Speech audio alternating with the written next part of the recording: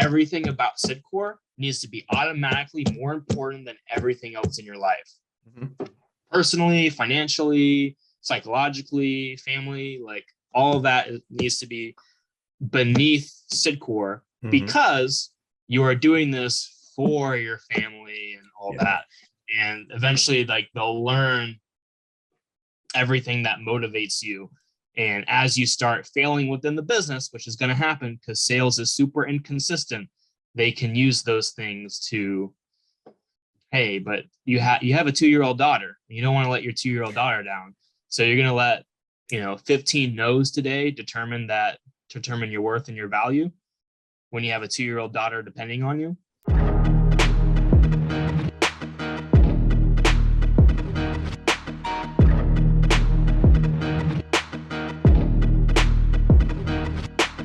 Jameson, your Cydcor journey started in Memphis, Tennessee. You were going door to door on the AT&T campaign. And to use your words, quote, I drank the Kool-Aid hard. This was something that you bought into pretty much all the way back then. So what can you tell me about that? Like, what was so desirable about this, even though I would have to assume that the prospect of selling anything door to door is just horrific? Yeah. So obviously we could touch up on it more throughout the conversation, but obviously when you join a Cydcor ICL, you don't really understand what you're actually going to be doing throughout the interview process. So before working at Cydcor, like, I never considered myself a door-to-door guy. I wanted to be the guy good at convincing people to do things, but actually being the guy to go door to door was just not something that people tend to just sign up for left and right. Right. So because of that, of course, Cydcor has to be super, super big on family environments, constantly developing you on new things and teaching you business concepts and how to be your own owner and how to be an entrepreneur. And the point when I drank the Kool-Aid was the idea that this could be your own form of residual income, the way like Warren Buffett profits from all his stocks, or the way Steve Jobs is profiting off of Apple. Yeah. Like, you're just sitting there recuperating all of this wealth because of something you did a couple of years ago, a decade or so. And so the mental connection I made with my team leader at that time was I've been trying to, be a filmmaker, a storyteller ever since I was a little kid. Wanted to do like college for it in order to, develop that skill set, have the money to afford the equipment because it's extremely expensive. Sure. Trying to start filming on your own. And so what I realized, like, wow, I could do this Cydcor thing for 2 or 3 years, or like, a couple of years through my 20s and be able to pay college for cash because I wanted to avoid student loans as much as possible. And, they teach you $30,000 wires here, $50,000 wires here. You get a $10,000 bonus here, just bonuses left and right. Be able to pay for college outright, be able to pay for my own equipment, and just developing this presence and this persona that I could literally talk to anybody and have just a massive connection of people to be able to help me start this thing on my own. So that's how, like, I envisioned myself as a consultant once I got to that point, being able to produce my own films while these offices are, accruing wealth for me. Okay. Yeah. And it seems like they really were painting the picture about how you can use the income you'll gain from this opportunity, quote unquote, to everything that you wanted. And you were really young. I think you said you were 19. Was that? I was 19 when I joined the business. Okay. Do you feel like that was maybe not a reason, but it had something to do with why you bought in so hard? Was that you were so young and that you were still in a college age person and you really didn't have a whole lot of alternative narratives to hold this opportunity up to? Yeah. So at that point in my life, just in general, like, to me, like, a scam would have been like all right, I'm going to take money from you and not give you anything in return.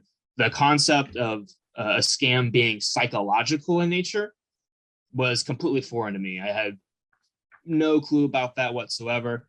I knew what a pyramid scheme was, but of course, Cydcor is very tactful in constantly talking about how they're not technically a pyramid scheme. So I bought into that Kool-Aid very quickly as well. But yeah, as a 19-year-old, like I had very little frame of reference to see how an actual business should actually be run, rather than what I was experiencing. And it took a while. It took a lot of your videos for me to kind of paint the connection of like, okay, this isn't the best course of action. This isn't as profitable of a business as being advertised within. Yeah, the pyramid scheme component is so interesting because, I mean, legally, there's one definition of a pyramid scheme.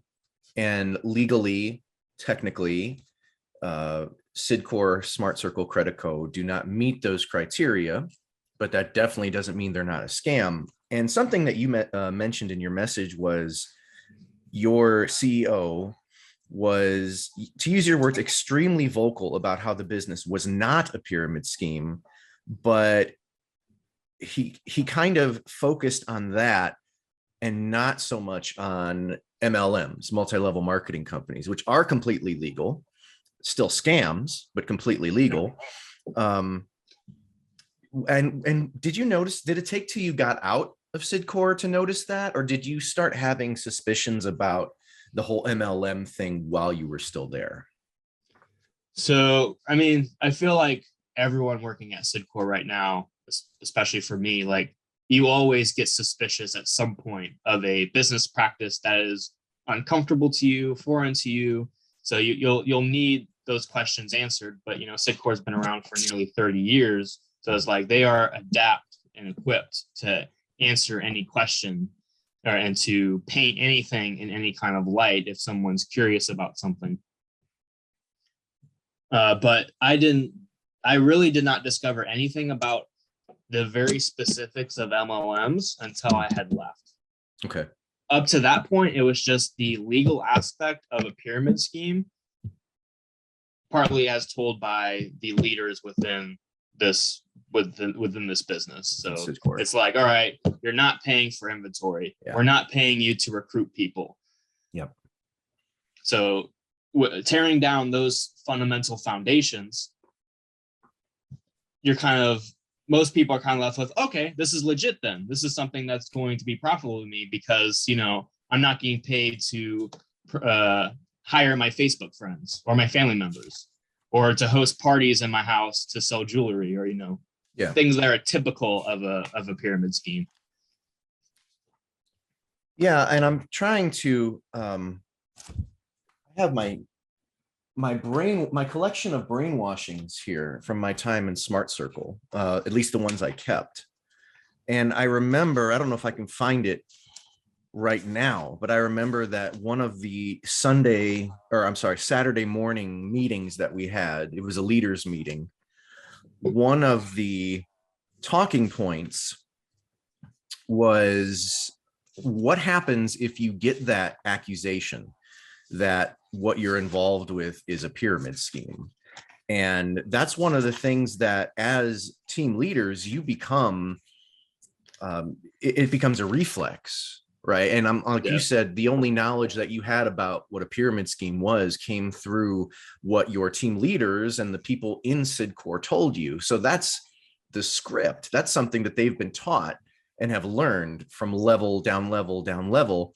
And that's the only way that they're able to really address that issue. They don't have any outside sources because they've probably been told to ignore outside sources when it comes to talking about such things. Yeah. And unfortunately, like if you just YouTube search pyramid scheme or Google search pyramid scheme, you'll find within those videos exactly how Cydcor describes what a pyramid scheme is supposed to be. Yeah. So if you don't look up exactly what an MLM is, what a multi-level marketing scheme, you'll miss a lot psychologically about what is wrong with the business. You'll just hear, okay, well, I'm not paying for AT&T satellite dishes to be installed on people's houses. I'm just signing up customer accounts. Yeah. They also preach constantly that their clientele sheet are all Fortune 500 companies or huge clients, which is another thing that they say, like, all right, well, this is clearly legit, because when you think of most pyramid schemes, you think of, cutlery companies you've never heard of, shampoo companies you've never heard of. You don't think AT&T, Verizon, T-Mobile, all those big companies within Costco's and Walmart's and stuff. Well, how can this be scamish or psychologically manipulative if these Fortune 500 clients and Walmart and Costco are literally endorsing these business practices? Sure. Yeah, and you're absolutely right. There's definitely this certain amount of credibility that is given to these offices for that very reason. The fact that you're working with these clients, and that they're legitimate clients, or if you are in the big box side of things, like in Smart Circle, well, these stores, Sam's Club, Costco, Walmart, Kroger, they've let you in their stores. So they have accepted you. Therefore, you must be credible if they've let you in their stores. But that doesn't mean anything, because if someone's making money, then that's the key. It doesn't matter if you're ethical or credible or anything else. And after a while, I know you were only in there for 6 months, but after a while, you said that your mentality started to change. You essentially you did something that everybody, myself included, did when you're in these companies, and that's you started looking down on pretty much everybody else. If you had a 9 to 5 in any industry, doesn't matter what kind of job you had, you were like beneath me, right? You were like these people that are just satisfied working for someone else and not in charge of your own destiny. So what was that like in terms of like how you interacted with other people, not just in the office, but also just people in your everyday lives? How did your mentality change? So I would say my mentality changed very, very subtly, but just enough for the Kool-Aid to like show up as I was engaging with people.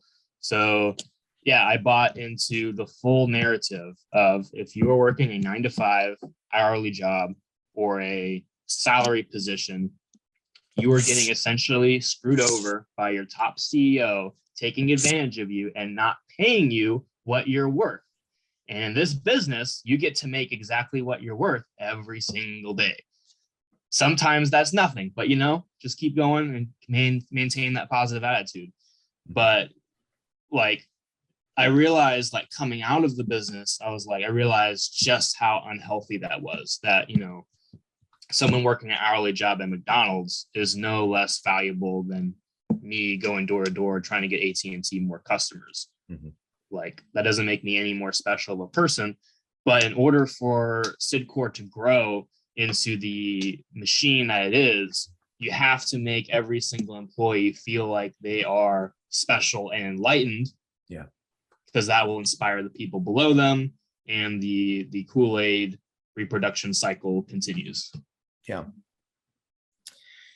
Yeah. And the thing about the hourly worker at McDonald's is that they actually have, if they're there long enough and they're a good enough worker, they actually have the potential to get pretty far in the company, unlike Cydcor and Smart Circle. Yeah.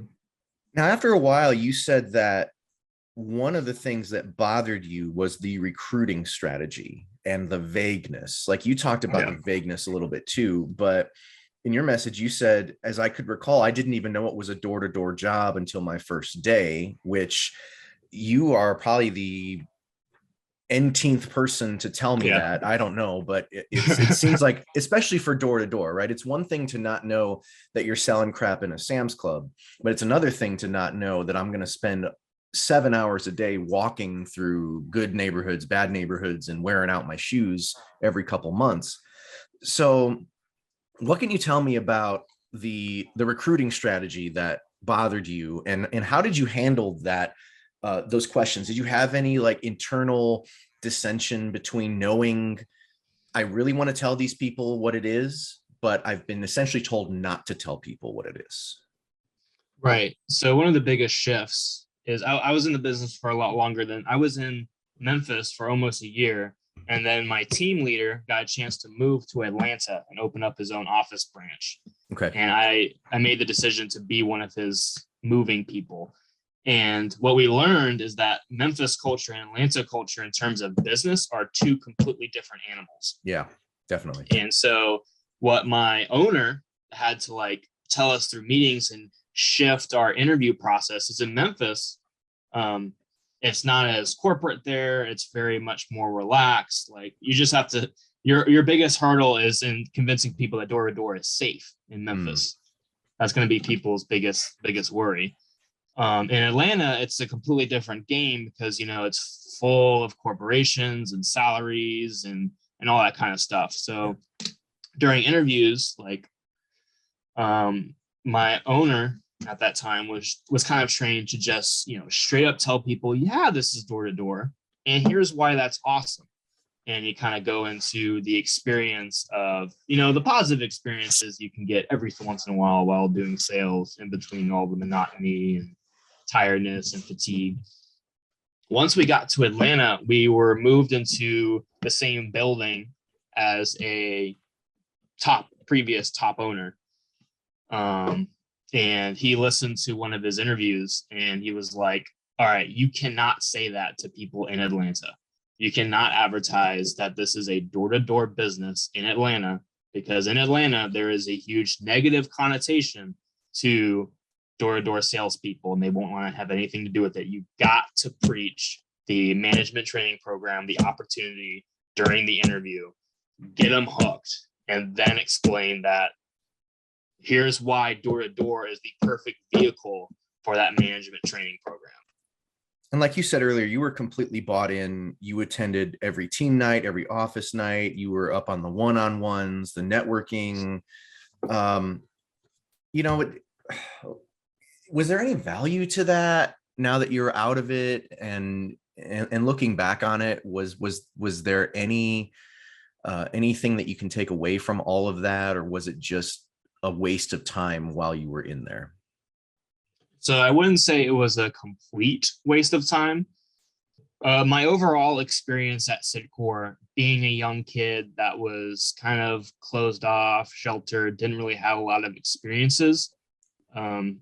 Starting out, Cydcor gave me a completely new look on life and how to relate to people, how to start conversations with anybody. And so one way that's translated over to the Army is being able to find mentors within the Army is huge. And I've been able to find 3 or 4 huge military guys within my own career field that has taken me under their wing. And I was kind of like, well, a lot of that mentality came from conducting myself during team nights and conferences and all that. But there did come a certain point where all the networking I was doing, all the one-on-ones I was doing, like it had a limiting factor to how effective it was. Yeah. And after that, like it was pretty much, you know, hearing the same thing over and over again. Sure. Having to maintain a positive attitude, random like sales, motivating advice on. Because it's all scripted. So eventually you're going to hear the same stuff over and over again, because there's only just a small amount of scripts that they can give you their regurgitations from. And being as intense as you were, eventually you're going to hear it all. Yeah. So there is that limiting factor for sure. Now, when you moved to Atlanta to help open up this office, you again participated in something that I've heard so many times, and that is you all live together. Mm-hmm. And you also went on to say that it's so common in Cydcor, living with people that you work with, even sometimes your CEO, as well as the relationships that happen between the CEO and usually the HR girls. So what do you remember about that? Tell me about the whole living with people that you work with situation. I mean, it's almost, I want to say almost universal. if you move from one location to the next and you take 4 or 5 guys with you, you don't leave them on their own. You leave them attached to you as almost like what ends up happening is it's almost like an umbilical cord. Mhm. Like you become the solid rock and foundation for these other 4 or 5 people. And once you're in that new location, now you have this, foundation springboard for them to be successful themselves, get into that ownership position and then move out with their own group of people. So when I joined the business in Memphis, that owner had like a 2-story house, and he had like 7 people from the business living with him. But it would accumulate. So like if there was a super, super motivated dude struggling with his rent, hey, we got a room or a couch in here for you if you want it. And when you don't look at it in hindsight, or now that I look at it in hindsight, I was like, that watching a lot of your videos kind of helps, like, oh, that can be manipulative. Putting umbilical cords on your entire on your workforce essentially to get them attached to your company. Mm-hmm. Because what I've learned and discovered is that Cydcor, more than anything else, relies on the extreme high turnover rate in hopes that one individual out of 400, 500, 1,000 makes it to your own position. And then you just rinse and repeat. So whatever you can do to make sure that people stick with you, your law of averages goes up in terms of getting that assistant manager. And then once they're assistant manager, like you'd have to really, really screw with them for them to not want to get into ownership. But that still happens. Assistant managers get screwed with all the time. Oh, sure. Yeah. And that ratio of 1 out of 100 or whatever, that starts again when you get to ownership, because for every 100 owners that get promoted, maybe one of them lasts longer than a year. That turnover is exactly the same. And that's something else they don't tell you in the management training program.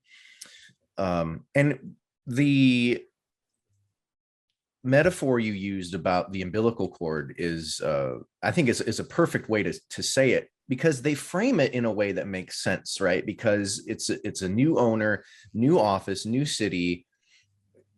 No one can afford their own place. So we're just going to bunk together 5 or 6 people. We'll save money that way. You're all bought into the opportunity anyway. So you're not going anywhere. So you might as well stay in one place, right? But then once people either get toasted or they burn out or whatever, and they realize that this is not where they want to be, well, you're still stuck living in this place. And it's kind of weird and kind of awkward. And in Atlanta, that's where you essentially met your end in Cydcor, something that you had bought into fully, to the point that you were willing to move from Memphis to Atlanta, not a short drive at all. So what led to you finally deciding that this is it for me? So my psychological process kind of, as a result of the Kool-Aid, I'll be frank, I was not the best salesperson in terms of the mentality behind it, the psychology behind it. Like all throughout that 1.5 years, roughly, that I was in the business, from beginning to end, like sales just wasn't clicking, because like it's a hard lifestyle to get good at, get consistent at. And like through every no, like my mentality and attitude would just tank at some point and just be like, am I really good enough to do these 2 or 3 sales that everyone else is doing? Mm-hmm. And then come to find out that their 2 or 3 sales were not as integral as you would be led to believe. And that's another thing that's really, really difficult about Cydcor, is that they preach integrity, but and then with the amount of sale, the amount of money you make for each individual sale, you can make between $100 to almost $200 per client. So it's like, oh, if you just do 6 sales a week, like you're almost at $1,000, and then we'll put bonuses on that. To legitimately get 6 to 10 well off positive customers every single week is, in my opinion, almost impossible. You have to start signing people up that don't actually need the service. You need to be willing to put people in a worse position in order to get those sales, because you're not going to get those people every single day. They'll tell you about early adopters all day. But at the end of the day, you have to be mentally willing that no matter what objection they give me, no matter what situation they're in, there is a way for this product to fit their lifestyle and their situation. And there always came a point every single day where there was a point where I was not willing to go the extra mile. And every time I did, and I did it plenty of times, of like telling people there was a channel on that package, and I look later and damn it, it's not on the package. Oh, well, I made, like, in hindsight, it's not the worst thing in the world, but I made some very questionable on very little nuanced things so I could get the sales. Sure. And when I made the decision to move from Memphis to Atlanta, I was like, all right, this is it. Like, if this business is going to work out for me, it's going to work out in Atlanta. Because they already told me if Atlanta doesn't work out, that Memphis office is always available to you. Because I had drank the Kool-Aid that hard of just like, you are a super motivated individual and you're very, very intense with every single thing you do. You can make this work. We'll do whatever it takes. And so I lasted 6 months in Atlanta. I moved to Atlanta with $100 in my pocket. But since we were all moved in together, didn't see that as a problem. Yep. And eventually 6 months passed and I wasn't able to make the next month's rent payment. And I was like, hey, I'm going back to Memphis. I'm not able to do this anymore. So that drive from Atlanta back, instead of being like how maybe some other people are on your channel, like, okay, this business wasn't worth it. This opportunity was not what I was promised. My mentality was I was not good enough to make this business work. And that's why I was kind of telling myself for the first couple weeks until I started watching a lot of your videos and be like, man, even if I had made it work, even if I had indoctrinated myself to the point of being one of those suit jacket tycoons, it still wouldn't have given me the freedom that I was wanting to do the college on my own, pay for my own film studio. Like for sure would not have happened. No, you would have been trapped in your office all day. And a lot of times you would have been, you still would have gone to the field. So even if you were owning your own office, because of the people above you in Cydcor, they would have told you, no, you need to get out and go door to door. So you would have been worse off. I am curious though, with as bought in as you were, when you were going back from Atlanta back to Memphis, why didn't you just go back to that office? Was it a pride thing, or what made you just take a clean cut as opposed to just going back and trying some new things? Because at that point I was a year and a half into the business. I had experienced just about every little aspect of that the business could offer. I've been to the conferences. I've been to the fun little trips that they do to award people. I've done the interviews. I've done sales in just about every single type of neighborhood. I've done interviews with every single kind of person. So like I had to make that promise to myself that, hey, if this business is going to work, Atlanta is going to be it. Because, and the decision I made in Atlanta was I had a family member, my sister, in Birmingham, Alabama. And so I was going to stop in Birmingham, Alabama first, because it's right smack dab in the middle. And I was just like, hey, I don't want to go back to Memphis, because when I go back to Memphis, I'll just be back in the bedroom in my parents' house that I was in at age 19 with a year and a half of indoctrination knowledge that doesn't really apply in 88% of other environments. You just get really, really good at Cydcor. You don't necessarily become a better person, better sales guy, better leader. Like they talk to you constantly about leadership, but it's just, hey, here's how you get better at Cydcor. And I got the opportunity to stay with them in Birmingham for almost 6 months before I enlisted into the Army. So my biggest mentality into not going back to that office, because I didn't want to end up back in the situation I was in 6 months prior. Okay. And yeah, you said that on that drive from Atlanta, that you felt like a failure, which is not an uncommon thing. You know, like you said, we do get people who are relieved when they're done. And I think I was kind of half and half. I was relieved, but at the time I felt like, man, if I could have just held on a couple more months, maybe things would be better. Now I'm grateful that I didn't. But you know, that's a very common feeling. And unfortunately, they indoctrinate, like you said, you to think that way because they view everybody else as failures. And when you left, when you were staying with your sister in Birmingham, you ended up getting a couple jobs. You ended up working at Chick-fil-A and Lowe's, which I'm sure when you were at Cydcor, if someone said, hey, you can work at Chick-fil-A and work at Lowe's, you'd be like, are you serious? Get the hell out of here. I'm not working at these crappy places. But when you worked there, you actually noticed this is okay, right? You noticed some positive changes in you, right? Oh yeah. And I'm still in touch with a lot of people who used to be in the business. And so once I started working at Chick-fil-A and Lowe's, I would tell them, I've become every villain in every opportunity meeting ever. I've gone from being this on track, awesome business owner to flipping fries at Chick-fil-A. And I'm loving my life a little more as a result. But even being at Chick-fil-A and Lowe's, like I did notice a little bit more being more open and friendly with people than I was before the business.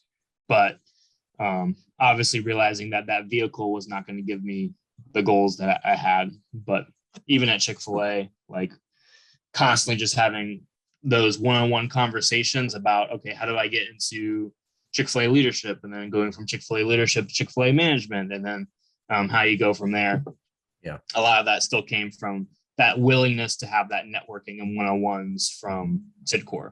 That was like the only thing that I took from Cydcor that was like, all right, I appreciate that part of that character, but everything else is just getting better at Cydcor, and that's just about it. And even with the networking, that in Cydcor, that's mandatory. Like if you're not setting up this amount of one-on-ones, if you're not networking with as many people, essentially you're going to get a critical conversation.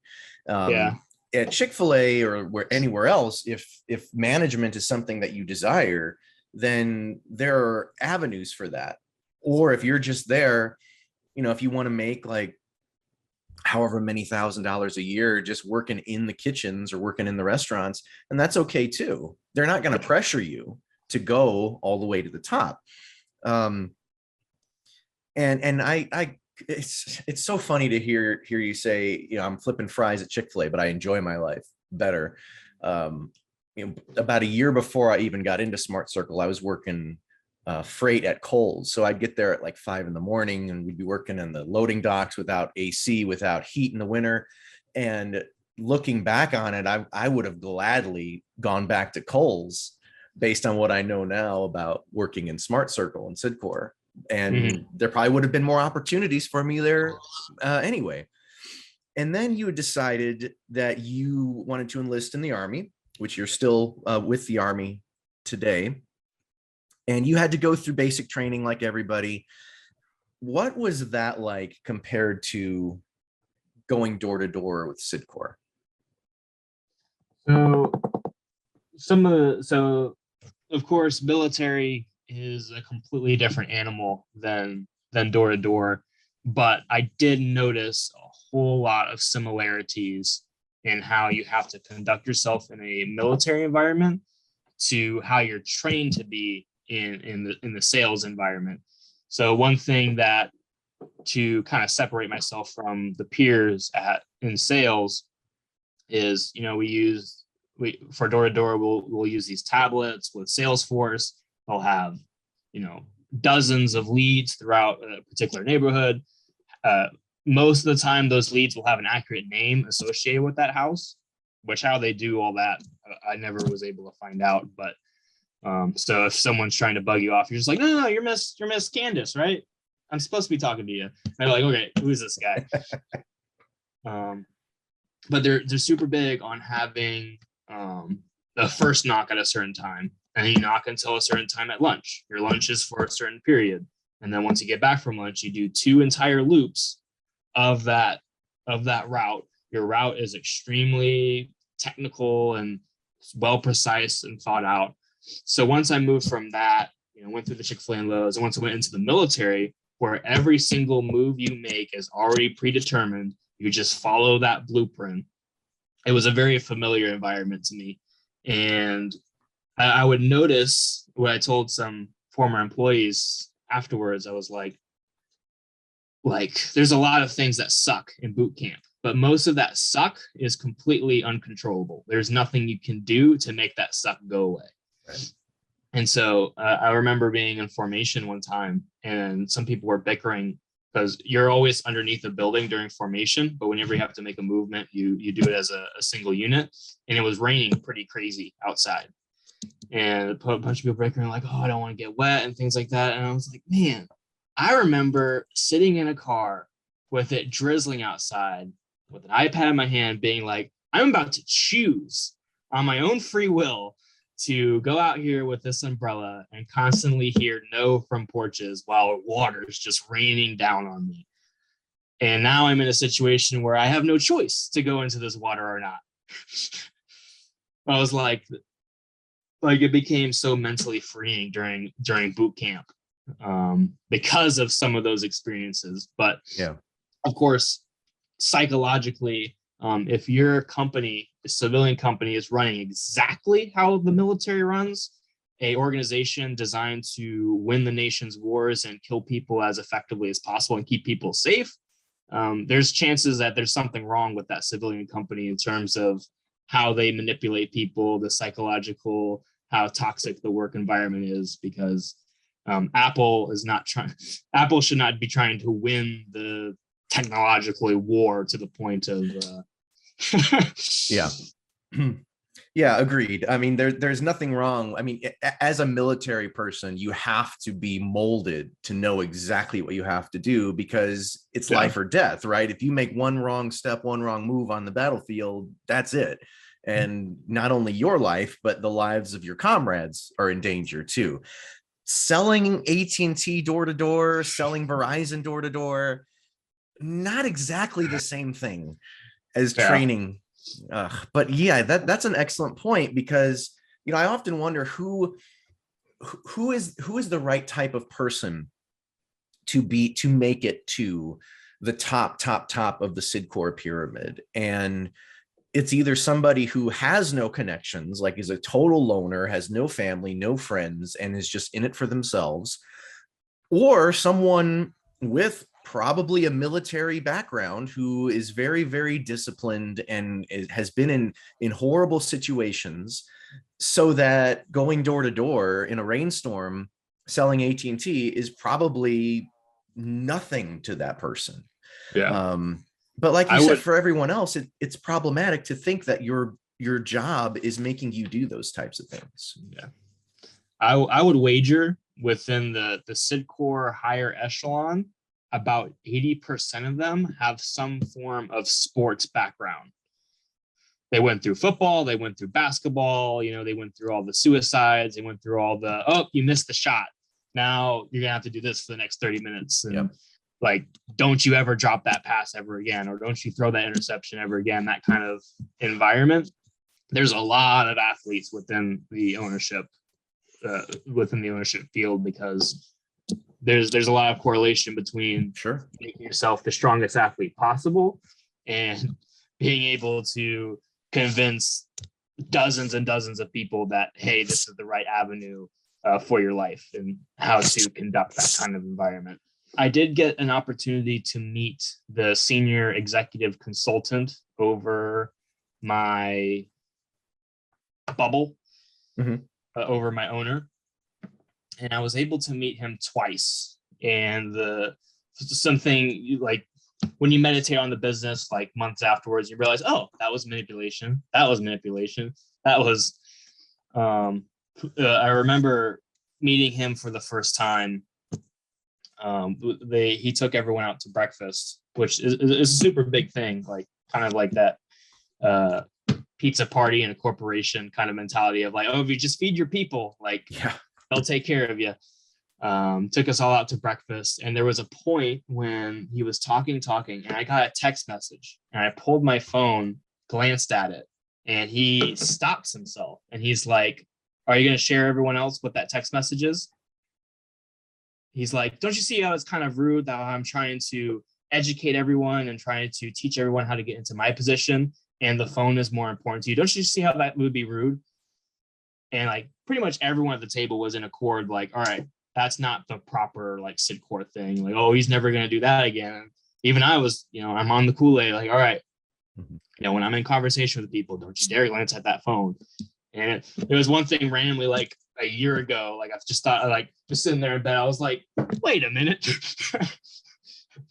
That's how they manipulate you. That's how they try to force you into that one particular bubble where everything about Cydcor needs to be automatically more important than everything else in your life.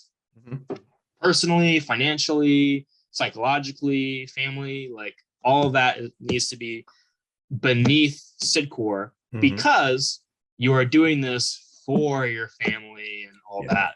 And eventually, like, they'll learn everything that motivates you.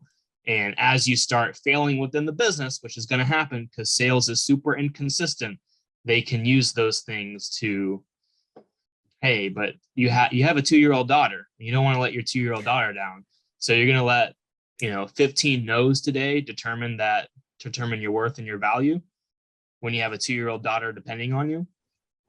And I heard a lot of those conversations, like over and over, of just my own owner just being like preaching the fact that this is how he conducts with his people.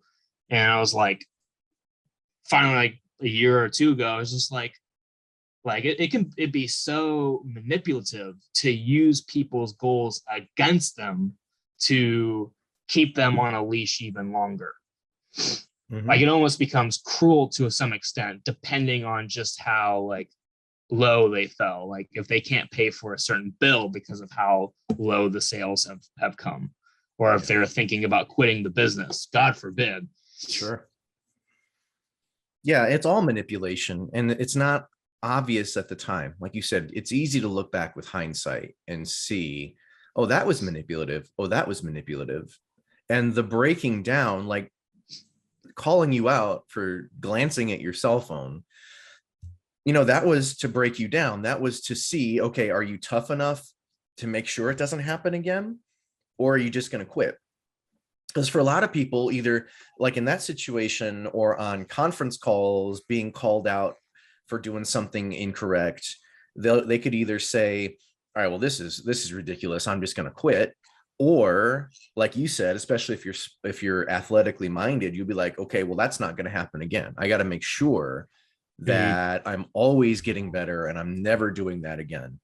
And it breaks you down mentally to the point where they can make you literally do essentially whatever they want you to do, walking in the rain for 6 hours and making zero money because you didn't make any sales that day.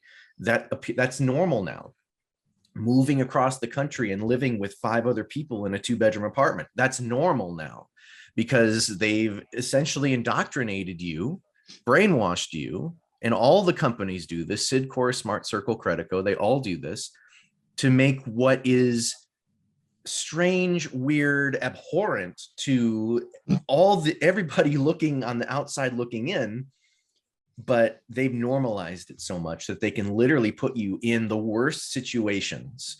And anybody who's watched other videos have heard these situations: staying in rat infested apartments, staying in hotels where there's gunshots outside. And it's all made normal because, well, it's only temporary. It's only temporary. If you work through this, you get to owner and then you never have to do that again, which of course is a blatant lie, but it all comes with the territory.